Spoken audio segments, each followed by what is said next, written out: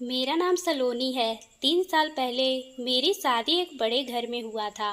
मेरे पति का नाम रवि है और मैं अपने पति के साथ बहुत ही खुश थी। लेकिन फिर शादी के 2 साल बाद हमारे बीच झगड़े बढ़ने लगे और झगड़ा इतना बढ़ गया कि हम दोनों अलग होने का फैसला कर लिए। इसलिए हमारे झगड़े कोर्ट तक पहुंच गए। आज कोर्ट में हमारा आखिरी दिन है, इसलिए मैं अपने परिवार के साथ कोर्ट आई हूँ। हम दोनों पति पत्नी अपने तलाक के फाइल डेट पर जज साहब के सामने खड़े हैं। सबसे पहले जज साहब ने मेरे पति रवि से कहते हैं, क्या तुम तलाक के लिए सहमत हो? तो रवि तलाक के लिए सहमति जताते हुए जज साहब से कहता है कि मैं सहमत हूँ। उसके बाद जज साहब मुझसे पूछते हैं, क्या तुम सहमत हो? मैंने भी कहा, जज साहब मैं तलाक के लिए सहमत हूँ, पर उससे पहले मेरी आपसे हाथ जोड़कर एक रिक्वेस्ट है कि मैं तलाक होने से पहले एक रात अपने पति के साथ बिताना चाहती हूँ। मेरी ये बात सुनकर जज साहब बहुत ही गुस्सा हो जाते हैं। वो कहने लगते हैं, 3 साल पहले से आप लोग का तलाक का केस है और कोर्ट में चल रहा है। पिछली दफ़ा मैंने 6 महीने की तारीख तुम्हें इसलिए दी थी ताकि तुम सोच समझकर अच्छी तरीके से एक डिसीजन पर पहुंच सको। उसके बाद तुम्हारा तलाक फिक्स हो जाए। और साथ ही साथ मैंने तुम्हें कहा था कि अगर तुम किसी डिसीजन पर नहीं पहुंचे तो फिर मैं अपनी तरफ से फैसला सुनाऊंगा जो तुम्हें मानना ही पड़ेगा। लेकिन जज साहब वह भी एक इंसान है। वो सोचने लगते हैं, क्या पता एक रात के कारण इन दोनों की जिंदगी दोबारा मिल जाए। वो सोचते हुए मुझे एक रात अपने पति के साथ बिताने की सहमति दे देते हैं और साथ ही साथ फिर कहते हैं कि कल सुबह 10 बजे तुम्हें फिर कोर्ट में हाजिर होना होगा और उसके बाद तुम्हारा हमारा अंतिम फैसला होगा। ये बात सुनते ही मेरे माँ बाप ने मुझे जज साहब के सामने ही भला बुरा कहने लगते हैं। उनकी ये बात सुनते ही जज साहब ने मेरे माँ बाप से कहते हैं कि आज से पहले जो तुम्हारी लड़की थी तुम्हारे साथ ही तो थी, तुम उसे समझा सकते थे। ये जो आज बात कोर्ट तक नहीं आती, अब जो फैसला है वो तुम्हारी लड़की के हाथ में है। उसे अपनी लाइफ जीने का पूरा अधिकार है। वो एक रात के लिए अपने पति के साथ रह सकती है, तुम्हारा बोलने का अधिकार नहीं है। जज साहब की बात सुनकर मेरे माँ बाप चुप हो जाते हैं। उनके बाद सब कोर्ट से बाहर आ गए थे। रवि बाहर अकेले खड़ा था, इसलिए मैं अपने पति के पास आ गई और कहा, रवि चाहे तुम्हारा मन मेरे साथ एक रात बिताने का हो या ना हो, जज साहब का ऑर्डर है और एक रात तुम्हें मेरे साथ बितानी ही पड़ेगी। जज साहब का हुक्म था, इसलिए रवि ने मना नहीं किया और उसने मुझसे मिलने के लिए सर हिला दिया। तब मैंने रवि से कहा कि ना तो मैं तुम्हें अपने घर लेकर चलूंगी और ना ही तुम्हारे साथ घर जाऊंगी। ये जो आज की रात है हम एक होटल में बिताएंगे। मैं तुम्हें कॉल करके बता दूंगी कि तुम्हें किस टाइम पे किस होटल में आना है और साथ ही साथ तुम्हें रूम नंबर भी दे दूंगी। फिर मैंने एक अच्छा सा होटल बुक कर लिया और रवि से कहा कि शाम के 8 बजे होटल में पहुंच जाना। और रवि 8 बजे होटल में पहुंच जाता है। जो रूम मैंने उसे बताया था उस रूम में चला जाता है, मगर उस रूम में अभी तक मैं नहीं पहुंच पाई थी। रवि मुझसे पहले पहुंचकर वहां मेरा इंतजार कर रहा होता है। करीब 15 मिनट के बाद मैं एक नई नवेली दुल्हन की तरह सज धज कर लाल साड़ी में होटल में दाखिल हुई। जैसे मैं इस रूम में दाखिल हुई, मुझे हक्का बक्का सा देखने लगा। मैं रवि के करीब आकर बैठ गई। मेरी ये हरकत देखकर वो कुछ आगे खिसक गया। मैं बोली, रवि क्या तुम ठीक हो? मेरे पति ने मुझे कोई जवाब नहीं दिया, तो मैं उसके थोड़ा और नज़दीक आ गई और अपना एक हाथ उसके कंधे पर डालते हुए रोमांटिक अंदाज में पति के कान में कहा कि आज की जो रात है यह तुम्हारा नाम है। तुम्हारी जो इच्छा वह तुम कर सकते हो। आज मैं मना नहीं करूंगी। लेकिन रवि तो ऐसा बैठा रहा मानो उसके कानों में ये बात पहुंची ही ना हो। वह बिल्कुल बेजान सा बैठा था।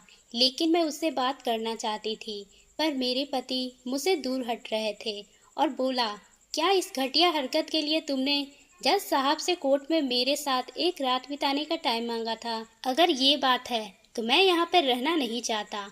मैंने कहा, रवि मेरी कोई भी इच्छा नहीं है तुम्हारे साथ रहने का। मैं रवि के सामने बिल्कुल भी गुस्सा नहीं की और बिल्कुल शांत होकर कहा, क्योंकि मैं इस रात के लिए कुछ अलग ही सोच कर आई थी। मैंने उसे हंसते हुए कहा, कोई बात नहीं, लेकिन अभी भी मैं तुम्हारी पत्नी हूँ। मेरा अभी भी पूरा अधिकार तुम पर है, मैं जो चाहे वो कर सकती हूँ, तुम मुझे मना नहीं कर सकते। इतना कहने पर रवि को मुझ पे गुस्सा आ जाता है। वो कहने लगता है कि आखिरकार तुम्हारी इच्छा क्या है, जो भी मन में बात है वह बताओ, ताकि मैं भी यहाँ से निकल सकूँ। मैंने कहा, रवि, क्या इन 4 सालों के दौरान क्या तुम्हारी बिल्कुल भी इच्छा नहीं हुई कि मैं अपने पत्नी से मिल लूं? क्या तुम्हारी इच्छा मर चुकी है? मैंने कुछ ऐसी बात बोल दी थी जो उसे चुभ गई थी। उसके बाद मेरे पति मुझसे कहने लगता है, शायद तुम भूल गई हो, इन्हीं बातों को लेकर हमारा तलाक हो रहा है। जब भी कभी मैं तुमसे रिश्ता बनाता था तो तुम्हें सिर्फ एक ही बात का ताना देती थी कि तुम सिर्फ जिस्म के भूखे हो। ये सुनकर मैंने कहा, रवि, जब तुम्हें संबंध बनाना होता था तो मुझसे प्यारी प्यारी बातें करते थे। उसके बाद सिर्फ और सिर्फ तुम अपने ऑफिस के कामों पर ध्यान रखते हो। उसके अलावा तुम कभी भी मुझसे बैठकर बातें नहीं करते थे। मेरी बात सुनकर रवि कहने लगा, क्या प्यार भरी बातें करना ही प्यार होता है? उसके अलावा क्या मैं तुम्हारी किसी भी बात से तुम्हारा ख्याल नहीं रखता था? छोटी छोटी बातों को लेकर मैं तुम्हारे प्रति सीरियस नहीं था। मैंने कहा, खैर उन बातों को छोड़ो, मैं आज की बात कर रही हूँ। शायद इस दुनिया में कोई ऐसा मर्द होगा कि इतनी खूबसूरत दुल्हन जैसी लड़की बैठी हो और उसे पास आने भी ना दे। रवि ने मुझे साफ शब्दों में कह दिया कि मैं तुम्हारे साथ कोई भी रात गुजारने नहीं आया हूँ। तुम्हें याद नहीं है क्या? तुम भूल चुकी हो तुम्हें मुझे क्या क्या कहा था। तुमने तो ये तक कह डाला था कि मर्द को औरत से सिर्फ एक ही चीज़ चाहिए होती है, और जब वो चीज़ मर्द को मिल जाती है उसके बाद वो औरत की जात को नहीं पूछता। तो फिर आज तुम खुद ही मेरे पास चलकर क्यों आई हो? मेरे साथ रात क्यों गुजारना चाहती हो? आखिरकार बात क्या है? तुम खुलकर क्यों नहीं बताती? मैंने कहा, रवि, मेरे पास कोई भी मनसा नहीं है तुम्हारे साथ सुहाग रात मनाने की। मैं तो सिर्फ एक ही सवाल का जवाब जानना चाहती हूँ। जब मैं 6 महीने बाद तुमसे कोर्ट में मिली तो मैंने देखा कि तुम बहुत ही ज़्यादा कमज़ोर हो चुके हो। तुम्हारी आंखों और चेहरे को देखकर मुझे कोर्ट में ऐसा लगा जैसे तुम्हें जीवन से प्यार ही नहीं, तुम सबका मुंह छोड़ चुके हो। आखिरकार ऐसी क्या बात है? तुम तो बहुत ही ज़्यादा हंसमुख हुआ करते थे, शरीर से हट्टे खट्टे भी थे। आखिरकार इन 6 महीनों में ऐसा क्या हुआ? किसी भी बात से, किसी भी बहस में तुम मुझे जीतने नहीं देते थे, लेकिन अब ऐसा क्या हुआ है कि तुम बोलना ही नहीं चाहते हो? सिर्फ इस बात का जवाब मैं जानना चाहती हूँ। अगर तुमने नहीं बताया तो शायद मैं तुम्हें तलाक नहीं दूंगी। मेरे पति ने कहा कि तुम तलाक दो या ना दो, 4-5 दिन या महीने के बाद मैं तुम्हें छोड़कर चला ही जाऊंगा, और शायद फिर उसके बाद तुम मेरा चेहरा कभी नहीं देख पाओगी। इस तरह का बात सुनकर मैं फिर से पूछी, रवि, मैं कुछ समझी नहीं, जरा खुलकर बताओ, आखिर बात क्या है? तुम अगर शादी से लेकर अब तक अपने दिल में मेरे लिए जरा भी जगह है और जरा सा भी प्यार किए हो तो तुम्हें मुझे बताना ही पड़ेगा कि बात क्या है। मेरी बात सुनकर रवि टूट जाता है और एकदम से घुटनों के बल बैठ जाता है और अपनी आंखों से आंसू पोंछने लगता है और रोते हुए कहा, जब हम पिछली तारीख पर कोर्ट में मिले थे उसके 2-3 दिन बाद मेरे पेट में अचानक से दर्द हुआ था। उसके बाद मैं अस्पताल में जाकर जब चेकअप करवाया तो मुझे पता चला कि मुझे कैंसर है और शायद अब मैं 4-5 महीने ही जी पाऊंगा। अगर मेरी बीवी बच्चे होते तो शायद मेरे पास एक मकसद होती और मेरी जिंदगी प्यार होता, लेकिन अब मेरे पास ऐसा कुछ भी नहीं है जिससे मैं प्यार कर सकूं। तो शायद जीवन जीने का भी बेकार ही है। मैंने अपनी लाइफ में सारी आशाएं छोड़ दी है। उसके कैंसर की बात सुनने के बाद मैं बहुत ही ज़्यादा रोने लग गई और मेरी आंखों से भी आंसू बहने लग गए और मैं सोचने लगी, जिस पति की लंबी उम्र के लिए मैं हफ्तों में 3-4 उपवास रखा करती थी, जिन उपवासों को लेकर मेरे पति और मेरे बीच झगड़ा शुरू होता था, आखिरकार वह पति आज अकेला पड़ गया है। वह अपनी मौत से अकेला ही जूझ रहा है। वह आखिरकार मैं ऐसा कैसे कर सकती हूँ? मैं अब अपने आप को रोक ना सकी और एकदम से अपने पति के गले लगकर फूट फूट कर रो पड़ी। लेकिन रवि बेजान सा हो गया और वो कहा, अब तुम्हें पता चल गया है, तुम्हें जवाब तो मिल चुका है, तो तुम जानना चाहती थी कि मैं कमज़ोर क्यों हूँ।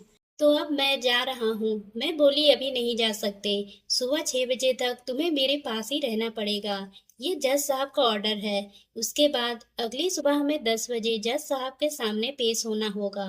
अपने बयान भी देने होंगे ताकि हमारा तलाक हो सके। और उसके बाद शायद मैं जिंदगी में तुम्हें कभी नहीं मिल पाऊंगी। एक बार फिर से तुम्हारे पास मौका है। लेकिन रवि कह दिया कि मेरा ऐसा बिल्कुल भी इरादा नहीं है कि हम दोनों अतीत के बारे में बातें करने लगते हैं, जो कि उनकी लाइफ से घटित हुआ था। जो प्यार के लम्हे थे, जिन बातों को लेकर हमारी छोटी छोटी लड़ाइयाँ हुआ करती थी, जिन बातों को लेकर उनके और हमारे बीच तलाक हो रहा था, वह सभी बातें हम करने लगे थे और रात भर बातों में ही निकल गया था। करीब सुबह के 6 बजे मैंने कहा, रवि अब हमें चलने का टाइम हो गया है। आज के बाद मैं तुम्हें कभी दोबारा नहीं मिल पाऊंगी। हमारा तलाक हो जाएगा। हम 10 बजे कोर्ट में पहुंचे। उसके बाद हमारी जिंदगी का फैसला हो जाएगा। हम दोनों के जो रास्ते हैं वो हमेशा के लिए अलग हो जाएंगे। मैंने जो तुमसे पूछना था, जो भी बातें करनी थी और मेरे दिल में जो सवाल थे, वह मैं तुमसे पूछ चुकी हूँ। फिर हम दोनों अपने अपने घर चले जाते हैं और 10 बजे के करीब हम दोनों अपने अपने परिजनों के साथ कोर्ट में जज के सामने खड़े हो जाते हैं। जो जज साहब होते हैं वह भी एक नई एनर्जी के साथ सुबह सुबह कोर्ट में आते हैं, ये सोचते हुए कि शायद आज हम कपल का मिलन हो जाएगा। लेकिन एक रात दूसरे के साथ बिताने के बाद शायद हम एक दूसरे के हो जाएंगे। और इस बात की आशा करते हुए जब जज साहब ने रवि से पूछा, क्या तुम अभी भी तलाक लेना चाहते हो, तो रवि ने जज साहब को कहा, जी हाँ जज साहब, मैं तलाक लेना चाहता हूँ। उसकी ये बात सुनते ही जज साहब हैरान हो जाते हैं और वही सवाल वो मुझसे पूछने लगते हैं कि क्या तुम भी तलाक लेना चाहती हो। मैं बोली, नहीं जज साहब, मैं तलाक लेना नहीं चाहती हूँ। मैं अपने पति के साथ रहना चाहती हूँ, चाहे ये मुझे अपने साथ रखे या ना रखे। मैं जबरदस्ती उनके घर रहना चाहती हूँ, मगर मुझे इनके साथ ही रहना है। मैं दुख की घड़ी में इनका साथ देना चाहती हूँ, इन्हें अकेला नहीं छोड़ना चाहती हूँ। जब मैं उनके घर के नई नई दुल्हन बनकर आई थी, तो मैं हफ्ते में 3-4 बार उपवास रखा करती थी, ताकि मेरे पति की उम्र लंबी हो और उन्हें कोई भी रोग ना हो, इनका स्वास्थ्य बिल्कुल सही रहे। मगर आज इनको कुछ ऐसी बीमारी हो गई है और अगर उन्हें दिक्कत में मैं इनके साथ नहीं रहूंगी, तो शायद मैं जिंदगी भर अपने आप को कभी माफ नहीं करूंगी। जज साहब कहने लगते हैं कि ऐसा क्या बीमारी है इसके कारण तुम अपना इरादा बदल रही हो। मैं बोली, जज साहब, इन 6 महीनों के दौरान जो मैंने देखा है, शायद मैं पूरी जिंदगी में अनुभव नहीं किया। इसी कारण मैं अपने फैसला बदल रही हूँ। मेरे पति को पेट में कैंसर है। इन दुख की घड़ी में मैं उनके साथ रहना चाहती हूँ। उसके बाद चाहे मेरे साथ कुछ हो या ना हो। ये बात सुनते ही मेरे माता पिता नाराज हो जाते हैं। कहने लगते हैं कि जब तुम्हें पता है इसको कैंसर है और ये थोड़े ही दिनों में गुजर जाएगा, तो फिर क्यों तुम इसके साथ रहना चाहती हो। बेटी, अपनी जिंदगी बर्बाद मत करो। हम तुम्हारी कहीं और शादी कर देंगे। मगर मैं एक भी शब्द बोलने से मना कर दी और मैं इन्हीं के साथ रहना चाहती हूँ। अगर आज मैं इनके साथ नहीं गई, तो शायद मैं जीवन भर अपने आप को माफ नहीं कर पाऊंगी। मम्मी पापा, आज मुझे मत रोको। मैं इनके साथ जाना चाहती हूँ। मेरी बात सुनते ही रवि टूट जाता है और वहीं बैठकर रोने लगता है। मैं रवि को संभालते हुए कहा, अब यह रोना तुम्हें शोभा नहीं देता है। अब तुम्हारे पास जिंदगी जीने का मकसद है। तुम्हारे पास तुम्हारी पत्नी है, उसके लिए तुम्हें जीना ही होगा। मैंने उसे फौरन से उठाया और उसे गले से लगा लिया। ये देखकर जज साहब की आंखें नम हो गई। आखिरकार किसी न किसी तरह हम दोनों का मिलन हो गया। मैं अपने पति के साथ अपने घर चली आई, फिर अपने पति का केयर करने लगी और उनका अच्छे से ख्याल रखने लगी। आज हम अपने जीवन में बहुत ही खुश हैं, क्योंकि रवि को एक अच्छा डॉक्टर के पास इलाज करवाई और कुछ ही महीनों के बाद बिल्कुल ठीक हो गया। क्योंकि उसकी बीमारी का पहला स्टेज था, जिसमें उसे बचाने की उम्मीद थी। और फिर डॉक्टर ने कुछ महीनों के बाद उसे बिल्कुल स्वस्थ कर दिया और अब वह ऑफिस जाने लगा था। और इस तरह रवि और मेरी शादीशुदा जिंदगी अब बहुत ही प्यार से कट रही थी। तो दोस्तों, आपको ये कहानी कैसी लगी? अगर पसंद आई हो तो आप मेरे चैनल को सब्सक्राइब करना ना भूलें और बेल आइकन को भी प्रेस कर लें, ताकि हम इसी तरह की दिलचस्प कहानी लाते रहें।